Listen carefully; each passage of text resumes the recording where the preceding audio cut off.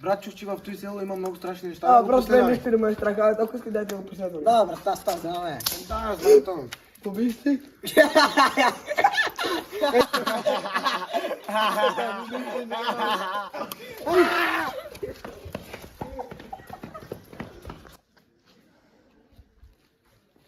Мака, Котаньо, много ме е страх, чула съм толкова да ме тебе за този село. Ти пак, Майко, с коса стразне ти, аз съм за... Плаши ме, бе! Кара ми ангелите, бе! И какво прави тая да пим нещо? Ами, Айде. И как върви живота? И как върви? Добре ли е? Добре, при тебе.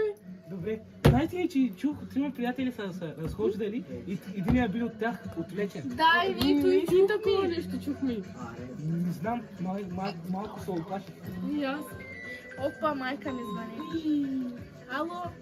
Да, мамо, идвам. Аз се прибирам. И точно сега ли намери? Ами търсят ме. Добре. Добре, аз Ако искаш да те изпратим. Да, може. Добре, айде.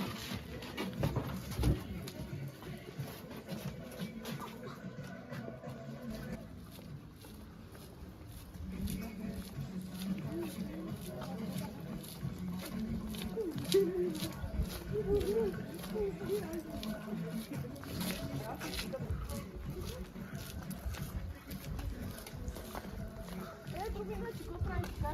Добре. Защо няма толкова?